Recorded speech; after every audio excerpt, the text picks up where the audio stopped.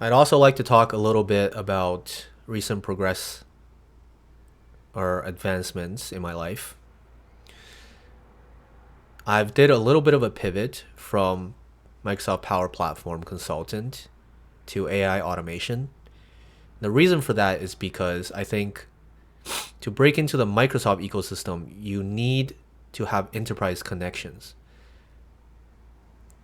That is my assumption, and I feel like I don't have that sort of connection. I do have some connection with people working in the industry, so peers like me, as well as a business owner. However, I don't think I can attract that kind of client, and that is why I've done a little bit of pivoting. My pivot is to do an AI automation agency. The reason why is because I think AI is very cool. I'm a heavy user of ChatGPT. I think there are a ton of application for something like ChatGPT in a business, and I would like to bring that to small and medium businesses, at least in my local area.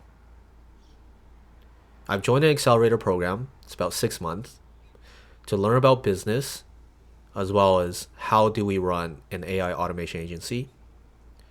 What I'd like to get out of that accelerator is to get a couple clients so I have some experience, and also learn about how do we actually run a agency. If I can make it work, I'd like to scale it up, niche down, and build a good product that I could sell. The horizon for that is maybe a year or two down the line. I think right now my goal is to just get a couple clients, see if this works, and learn as much as I can from this experience. Recently, just last weekend, I went to a startup, Techstar weekend. It was very fun. We pitched some ideas, formed groups, and worked on that idea for the weekend. The idea that I worked on is Hassle, help a startup out. Essentially, what we try to do is we try to connect first-time entrepreneurs with their target customer or potential customer, let's say, to help them validate their idea and do market research. Essentially, it'll be a platform with demand, which is our entrepreneurs, and supply, which is people that want to help a startup out, or people that are established and successful entrepreneurs. The problem that has been brought up time and time again, talking to people as well as coaches, is that we're going to have a problem on the supply side. How do we get people to engage and provide that help? And how do we keep them there so that they stay engaged?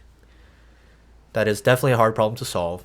And we have a couple solutions for that, such as creating a community, such as building groups around certain areas. But we don't have one solution. I think really what it's going to have to be is just pick a solution, give it a test, see if it works out, and move on to the next one if it doesn't. One of the key things here is that we don't want to charge,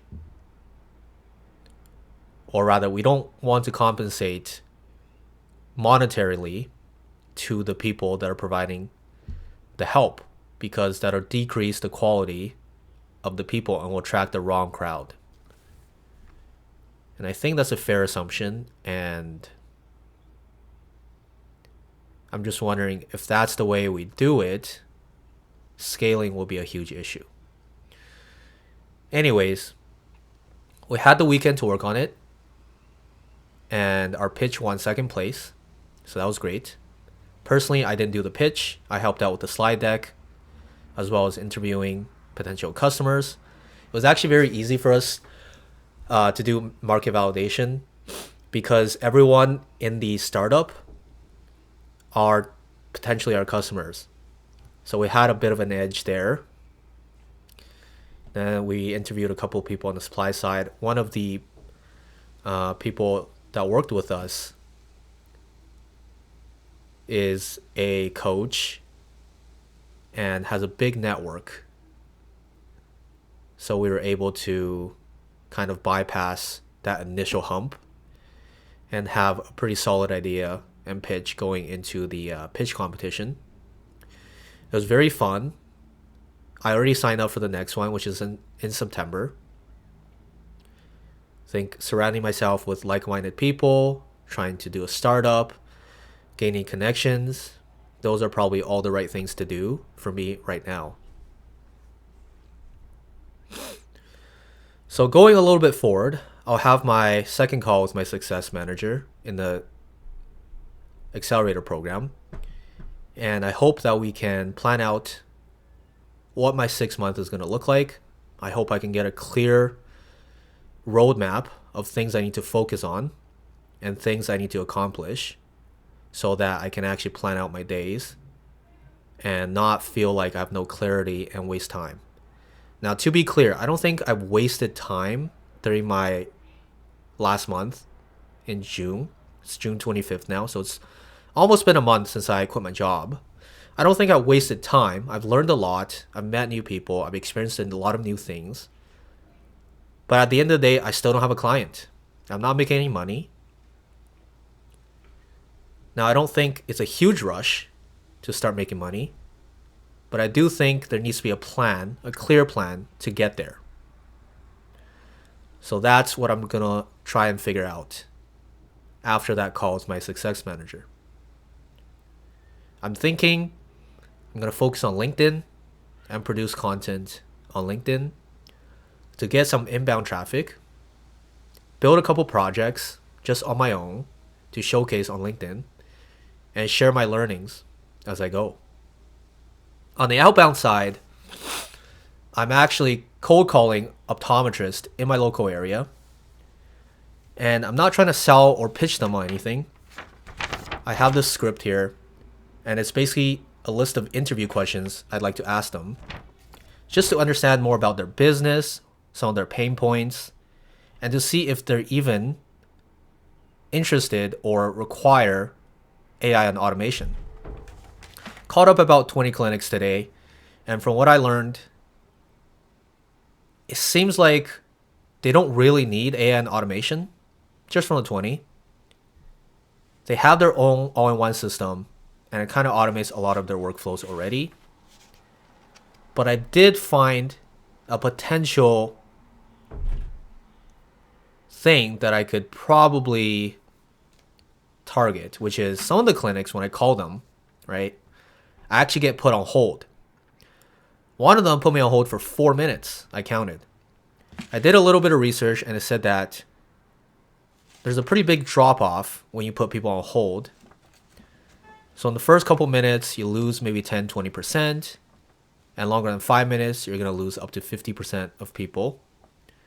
So I'm wondering if I can help clinics that have these hold times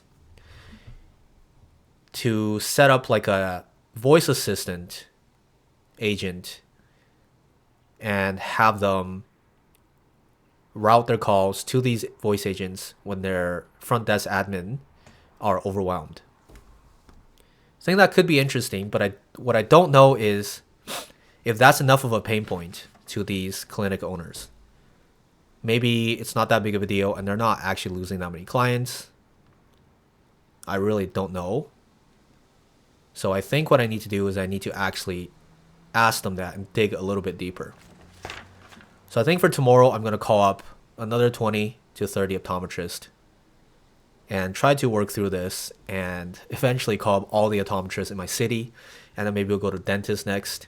The reason why I'm doing clinics is because, healthcare, it's pretty straightforward.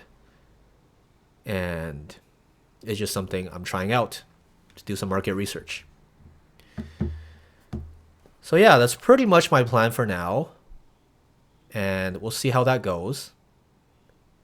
I'm still continuing going outside every day to get rejections, although I'm not getting 10 a day anymore. I don't think that's very sustainable. There's just not that many people. And I don't want to force,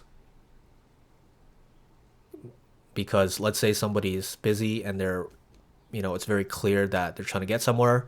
There's really no reason for me to go ask them for jumping jack because I know they're not going to do it. So I've been a bit more selective in who I approach and if I ask them to do jumping jack with me. In all fairness, I try to approach everyone and at least say hello and try to get their name. But the jumping jack thing, I've been a little bit more selective. So yeah, that's pretty much it. I think I'm making progress in terms of self-growth and learning. So that's good. But at the same time, I feel like I haven't been making that much progress because as a business, I have no clients and I've made no money yet. So we're going to have to wait and see what happens. Yeah, that's pretty much it. Thank you.